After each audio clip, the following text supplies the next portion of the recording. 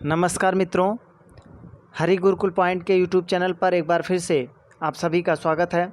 दोस्तों, आज हम यूपी बीएड और बीईओ एग्ज़ाम स्पेशल जीके का पार्ट 2 डिस्कस करेंगे।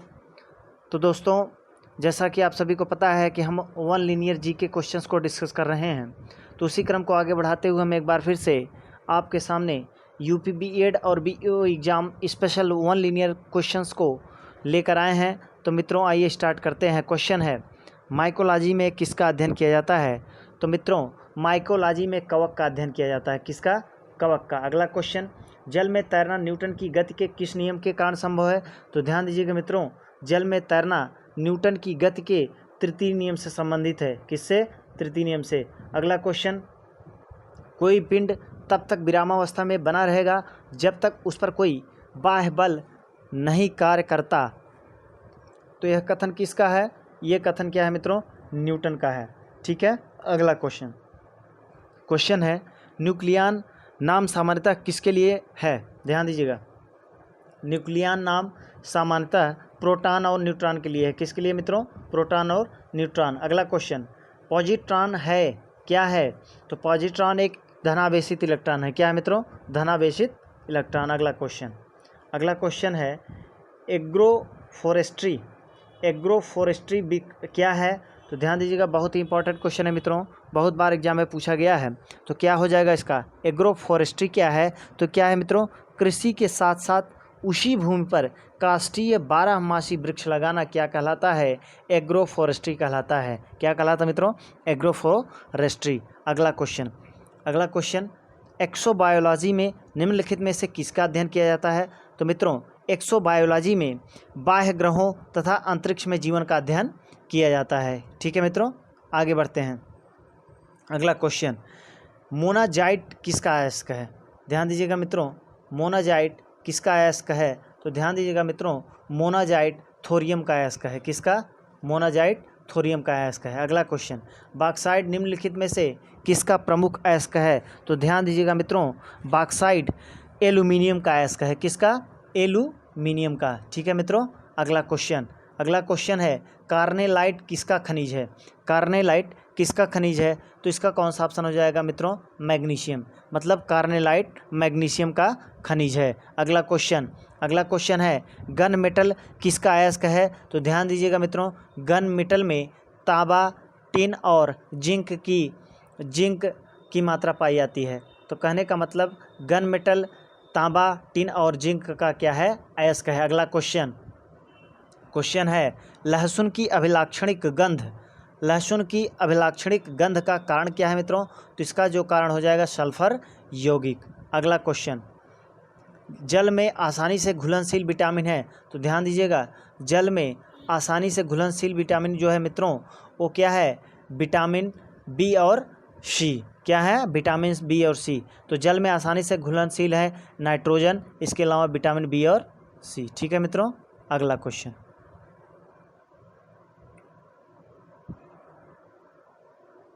भारी जल एक प्रकार का है। क्या है मित्रों? भारी जल एक प्रकार का क्या है मित्रों? ये मंदक है। क्या है मित्रों? मंदक। ठीक है। अगला, इनमें से कौन कोलाइड नहीं है?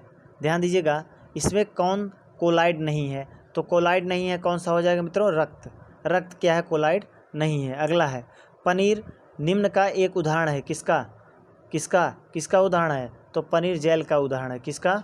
जेल का एक उदाहरण है। अगला क्वेश्चन, माचिस की तीली के एक सिरे पर लगा मसाला निम्नलिखित में से किसका मिश्रण होता है? तो ध्यान दीजिएगा मित्रों, माचिस की तीली के एक सिरे पर लगा मसाला, वो मिश्रण जो है लाल फास्फोरस और गंधक का मिश्रण होता है। किसका होता है?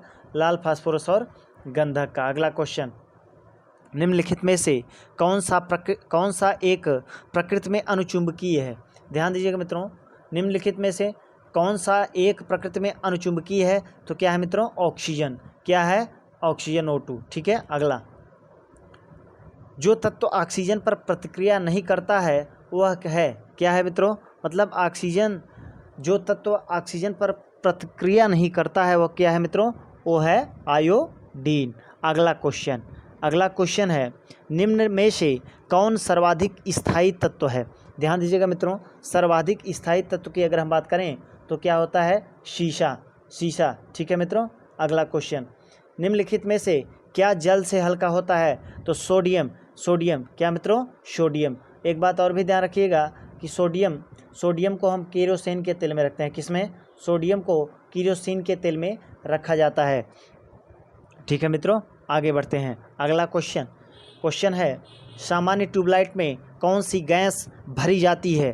तो ध्यान दीजिएगा मित्रों, सामान्य ट्यूबलाइट में आर्गन के साथ मरकरी वेपर होता है। क्या होता है?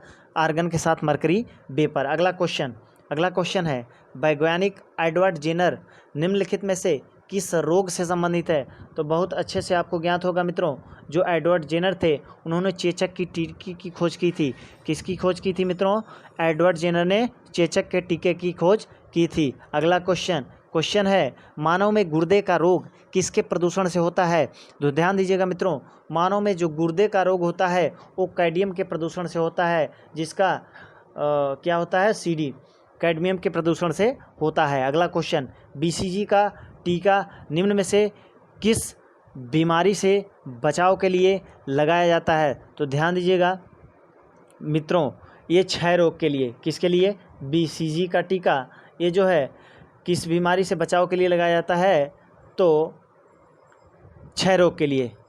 किससे? क्षय रोग के लिए। अगला क्वेश्चन, प्रकाश संश्लेषण के दौरान पैदा होने वाली ऑक्सीजन का स्रोत क्या है?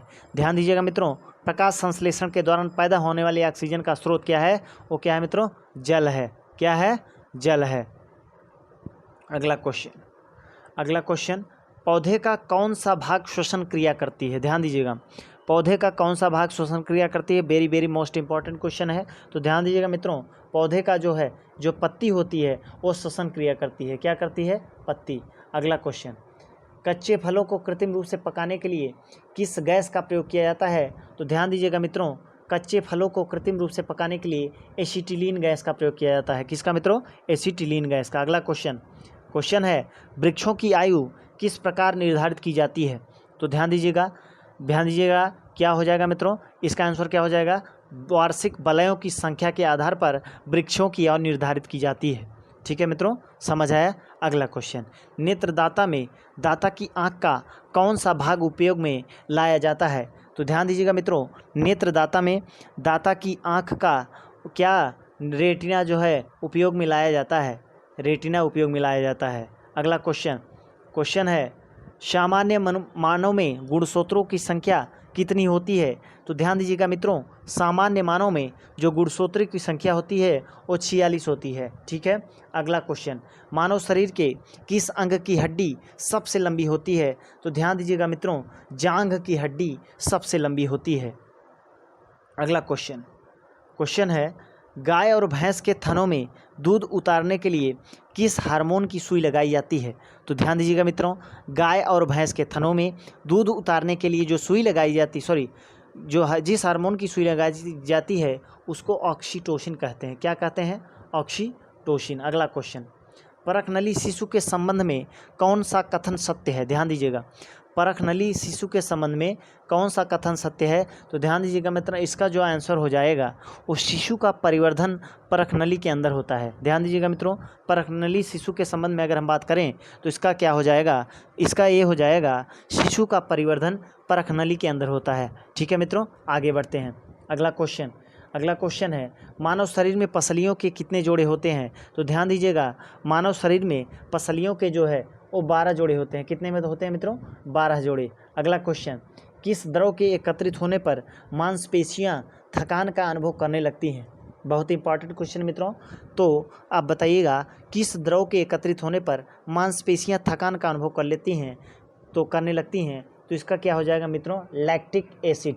लैक्टिक एसिड के ज़्यादा मात्रा में एकत्रित हो जाने से मांसपेशियां थकान का अनुभव करने लगती हैं।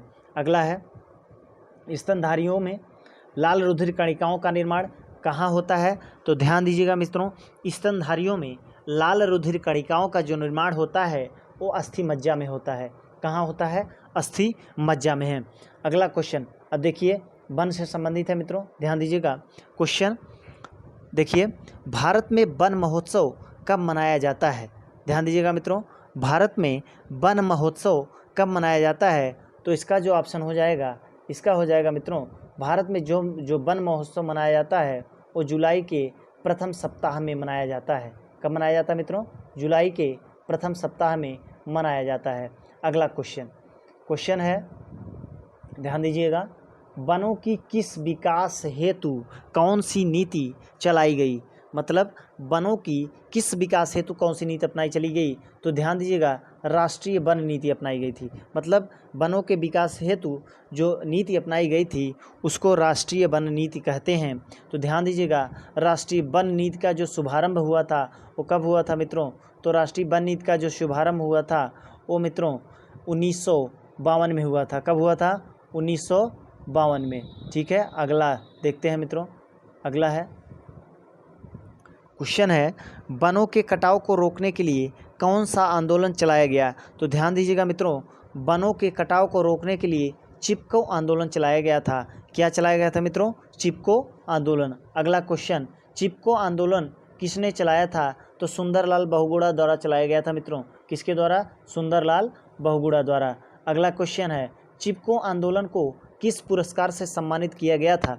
तो ध्यान दीजिएगा मित्रों, इसका जो है आंसर हो जाएगा, चिपको आंदोलन राइट लिवलीहुड पुरस्कार से सम्मानित किया गया था। कहने का मतलब है चिपको आंदोलन को राइट लिवलीहुड पुरस्कार से सम्मानित किया गया था। अगला क्वेश्चन, फॉरेस्ट रिसर्च इंस्टीट्यूट कहाँ स्थित है? तो ध्यान दीजिएगा मित्रों, एग्जाम में बहुत बार आया है। तो फॉरेस्ट रिसर्च इंस्टीट्यूट देहरादून में स्थित है, देहरादून में। ठीक है, अब ध्यान दीजिए। अगला क्वेश्चन है मित्रों, Indian institute of forest management की स्थापना कब और कहाँ की गई थी?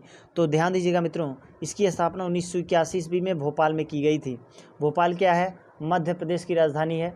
ध्यान दीजिएगा, मध्य प्रदेश के जो चीफ मिनिस्टर शिवराज सिंह चौहान और मध्य प्रदेश के जो गवर्नर थे लालजी टंडन जी थे, जिनका अभी 2 दिन पहले देहांत हो गया था। ठीक है मित्रों, अगला क्वेश्चन, राष्ट्रीय वन नीति के अनुसार देश के कितने % क्षेत्रफल पर वन आवश्यक है? तो राष्ट्रीय वन नीति के तहत अगर हम बात करें तो मित्रों, इसके अंतर्गत कहने का मतलब यह है कि राष्ट्रीय वन नीति के अनुसार देश में 33% वन आवश्यक हैं। ठीक है, अगला क्वेश्चन है, भारतीय वन सर्वेक्षण का मुख्यालय कहाँ है? तो ध्यान दीजिएगा मित्रों, भारतीय वन सर्वेक्षण का मुख्यालय देहरादून में है। कहाँ पे? देहरादून में है। अगला क्वेश्चन है, राष्ट्रीय पर्यावरण शोध संस्थान कहाँ है? तो ध्यान दीजिएगा मित्रों, राष्ट्रीय पर्यावरण शोध संस्थान ये कहाँ पे है? नागपुर में है। अगला क्वेश्चन है, वन महोत्सव के जनक कौन हैं? तो ध्यान दीजिएगा मित्रों, वन महोत्सव के जो जनक हैं वो के.एम. मुंशी हैं। कौन है? के.एम. मुंशी। अगला क्वेश्चन, भारत में वनों की ताज़ा रिपोर्ट कौन जारी करता है? तो ध्यान दीजिएगा मित्रों, भारत में वनों की ताज़ा रिपोर्ट जो जारी करता है वो भारतीय वन सर्वेक्षण विभाग जारी करता है। कौन जारी करता है मित्रों? भारतीय वन सर्वेक्षण विभाग। ठीक है, समझ आया? अब देखिएगा, भारतीय वन सर्वेक्षण विभाग। अगला क्वेश्चन, भारत में फ़िलहाल कितने % भाग पर वन हैं? तो ध्यान दीजिएगा मित्रों, भारत में अभी तक 23.81% भाग पर क्या है? वन है। अगला क्वेश्चन है, भारत में सबसे अधिक वन किस राज्य में है? तो आपको पता होगा मित्रों, बहुत आसान क्वेश्चन है। तो मध्य प्रदेश राज्य में सबसे ज़्यादा वन है। अगला क्वेश्चन, भारतीय वन सर्वेक्षण विभाग की स्थापना कब की गई? तो ध्यान दीजिएगा मित्रों, भारतीय वन सर्वेक्षण विभाग की स्थापना 1981 में की गई थी। अगला क्वेश्चन है, भारत में किस प्रकार के वन सर्वाधिक पाए जाते हैं? तो ध्यान दीजिएगा मित्रों, भारत में उष्णार्ध पतझड़ वन पाए जाते हैं। क्या पाए जाते हैं? भारत में उष्णार्ध पतझड़ वन पाए जाते हैं। अगला क्वेश्चन, भारत में चंदन की लकड़ी के वन सबसे अधिक कहाँ पाए जाते हैं? तो ध्यान दीजिएगा मित्रों, कर्नाटक में पाए जाते हैं। कहाँ पाए जाते हैं? कर्नाटक में। ठीक है, अगला क्वेश्चन, साइलेंट वैली क्यों प्रसिद्ध है? वेरी मोस्ट इंपॉर्टेंट क्वेश्चन है मित्रों। तो साइलेंट वैली किस लिए प्रसिद्ध है? तो केरल के लिए प्रसिद्ध है। साइलेंट वैली जिसको हम शांत घाटी के नाम से जानते हैं, शांत घाटी कहाँ पे है? केरल में है। अगला क्वेश्चन, फूलों की घाटी कहाँ पे है मित्रों? तो फूलों की घाटी उत्तराखंड में है। ठीक है मित्रों, उत्तराखंड में है। अगला क्वेश्चन, कौन सा राज्य शहतूत रेशम उत्पादित करता है? तो कर्नाटक राज्य शहतूत उत्पादित करता है। तो ठीक है मित्रों, इस तरीके से आज का हमारा सेशन यहीं पे समाप्त होता है। मिलते हैं नेक्स्ट वीडियो में, तब तक के लिए जय हिंद, जय भारत।